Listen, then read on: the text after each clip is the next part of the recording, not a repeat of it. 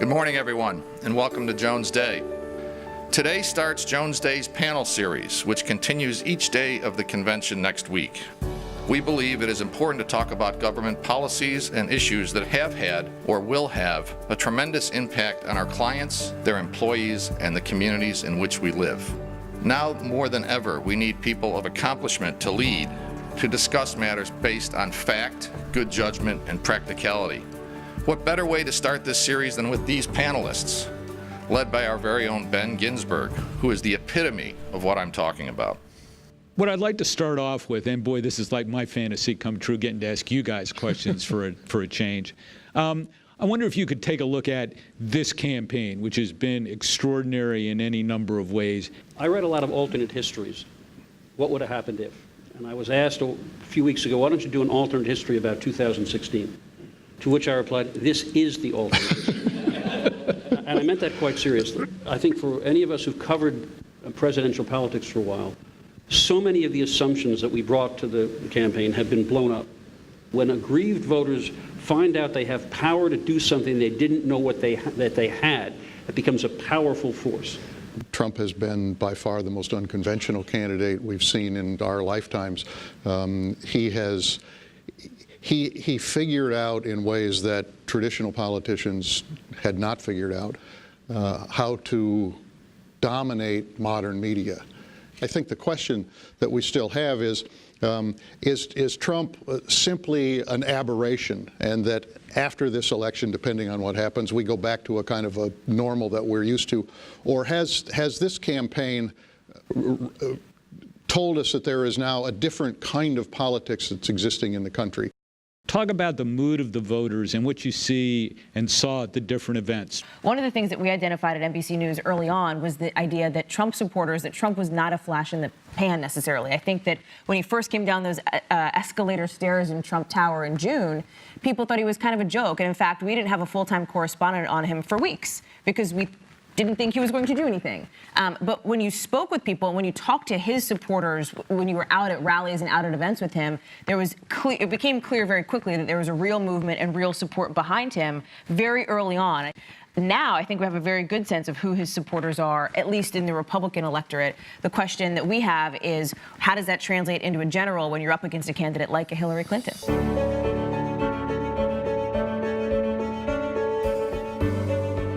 The challenge for leadership is, how do you deal with the short-term crises and continue to address the longer-term trends, particularly since sometimes those two things are in conflict in terms of what the policies will be. I don't know what can happen between now and November, but I do know that if we're going to have a conversation about anything that resembles issues, it's going to require people like this in this room to exercise every point of leverage that you have, every place where you intersect with these campaigns or intersect with the political parties, to try to force them to try to raise their game and raise the level of their conversation so that it meets this moment, because the moment is quite disconcerting for a lot of people, and it's really important that we have a conversation that's more than just Donald Trump and Hillary Clinton calling each other names, which has pretty much been what the campaign has been so far. You hear two different stories about America's cities. One story you hear is that the cities are in crisis, terrible, unemployment, lack of opportunity, et cetera. And then you look around and you hear another story, which is that they're in resurgence. You look at Detroit, you look at Cleveland, you look at other places, unemployment rates relatively low, even by the national standard. So what's the story? Are cities in crisis, or are they in a state of renaissance? Both. I really do think they're in both, but it's in pockets. You can very easily identify, trying to recapture that downtown feel, right? And certainly Dan's done that in Detroit. It looks like that's been happening here in Cleveland. I know in our area in Grand Rapids, Michigan, same thing. It took some individual families and individuals who said, you know what, not on my watch. I'm not going to let this happen. They invested heavily into it, and they just sort of through force of will and frankly oftentimes big pocketbooks have really changed it. Now that ripple has got to keep moving out. Tell me something that's happened in Cleveland in the last 5 years that you think is unique, distinctive, and hopeful, not just for Cleveland, but for all cities, that's something that can work. Sports, maybe it shouldn't be as sort of important as it is if you really sort of take a step back and look at it, but it really is for this city. I mean, we saw this in the parade when you look in the eyes of a million-plus people who really feel like a burden lifted. But that is just sort of a feel-good thing, but how people feel about things as far as confidence and as far as their belief in the future, makes a big difference. Cleveland didn't win the lottery or win a championship, in the words of LeBron, without a lot of hard work. And what I think you see is a real effort by public-private partnerships, the business community, the civic community, to really say that downtown is a neighborhood, a city needs a strong urban core, and it won't happen if we don't come together and find ways to finance it, to envision it, to build it. For years, we thought the post-war model, 1950s and before, 30 years and out, heavy manufacturing, relatively unskilled. You could graduate high school, do 30 years, retire at 50, and you'd have a pension and health care for the rest of your life. That model may or may not be there, but transitioning to a more efficient and skilled manufacturing workforce is the challenge we have to meet, and to have people prepared and eligible to participate in that skilled market is a challenge we have to have.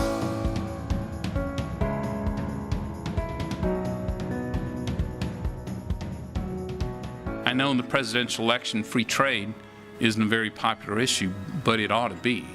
The term free trade, sort of like free speech, doesn't refer to the cost.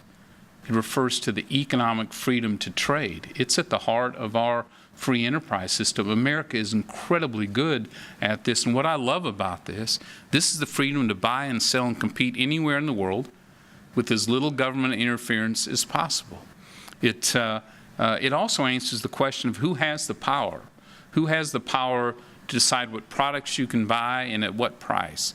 Who has the power to decide when you come up with that new product, that breakthrough service, that breakthrough technology that can disrupt the whole industry? Who has the power to decide if you can sell it? Free trade, the answer there is you, the consumer, has that power. And here we are living at a time where people are very strongly Tea Party and against the government. The freedom to trade, Jerry, may be the most anti-establishment freedom we have. Trade is the one substantive issue that's actually being seriously discussed here, not this week, but also in the campaign in general. And, you know, the issue on the table, which the chairman addressed a little bit, was free trade. And the conversation in the Republican Party is free trade good or a good thing or a bad thing? Are free trade agreements a good thing or a bad thing? If you look at the history of how humanity evolved and societies evolved, some elements were always present. I mean, you look at the dimension of knowledge sharing. You look at a dimension of mobility, migration, and commerce and trade was always a key part of it. So I don't think societies can evolve without trade. The issue is when you get to current day, in the globalized environment where change is happening so fast, one dimension, additional dimension is missing, which is the rule of law. The freedom, as Chairman Brady said, to do trade is an important feature, but it has to be done under the rule of law.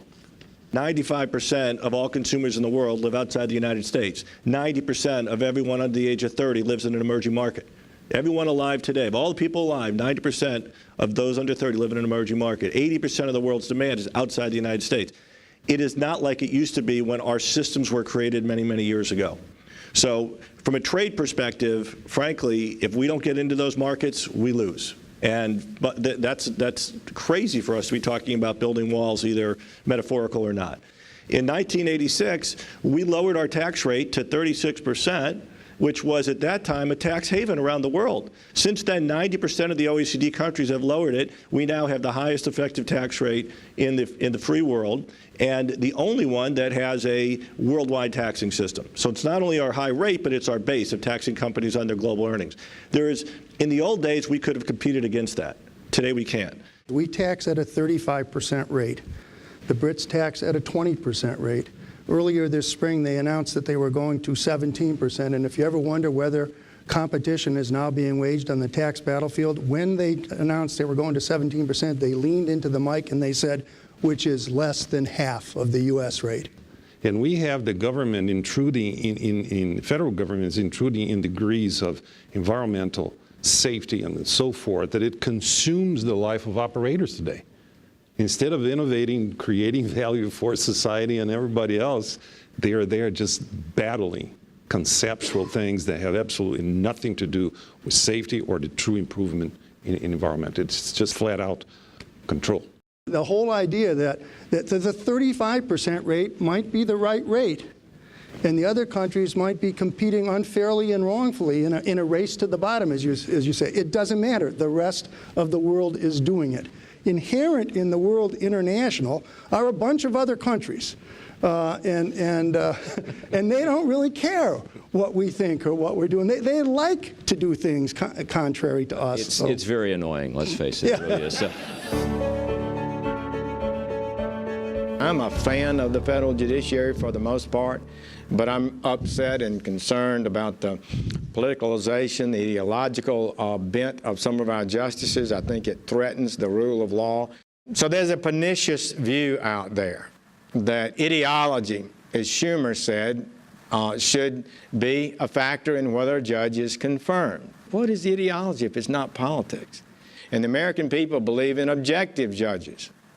They believe in judges, like Robert said, neutral umpires that don't take sides in the game, but rule under the law. Much of the campaigns, both sides of the aisle, are rhetoric, highline type bullet points, that sort of thing. Rarely are there opportunities to see what the future will bring. Mr. Trump did something that was unprecedented. He actually put out names of potential Supreme Court picks long before the election. This has never happened before. Right now, we have a quite liberal Supreme Court, notwithstanding what you read about in the newspapers. Again, just look at their decisions from the last 2 terms. So if somebody from Mr. Trump's list made it onto the Supreme Court, obviously he would just be filling in for Justice Scalia to maintain the current status quo. So the choice is between a court that is really left of center now and preserving that, and hopefully in the future improving it under a president like Trump, or relegating a court that is left of center now to being universally liberal, universally dominated by ideology, and universally dismissive of the rule of law.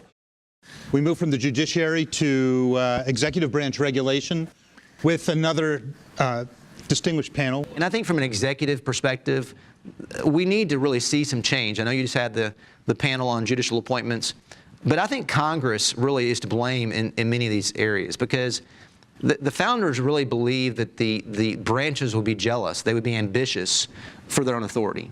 And that ambition and that jealousy between the branches would be a check on the other branches. And when you have the legislative branch largely checking out and not passing legislation, it's an empowerment of the executive branch. If Congress isn't going to take a more active role, it's up to your states, it's up to us to sue, and there's only so many lawsuits, there's only so much resources to go around. Yeah, so Aaron, I think you have both things going on. You have courts that have done a passable job on separation of powers issues and reigning in executive power over the last several years in some very high-profile cases, but you've got a very active executive branch that can move a lot faster than the courts can move. So while you do have courts trying to rein things in, you have an executive branch that's moving more things than courts, I think, have the ability to handle. I think it does underscore the important relationship between the 2 panels that we've had today, the role that the courts do play in policing expansive exercises of executive power.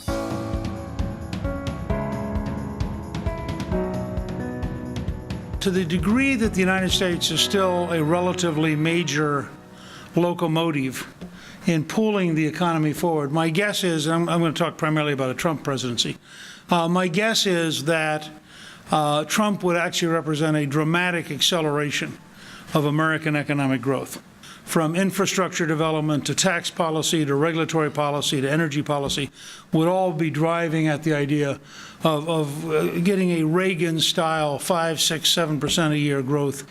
The best way to think of Trump is he's 1/3 Andrew Jackson, who was the most disruptive figure in American presidential history, 1/3 Theodore Roosevelt, who had endless energy, and 1/3 P.T. Barnum, who sold every single day. And Trump actually kind of likes that analogy. Anybody who's not used to our political system, I mean, how many of you are non-Americans? Please raise your hands. They're not voting. Okay.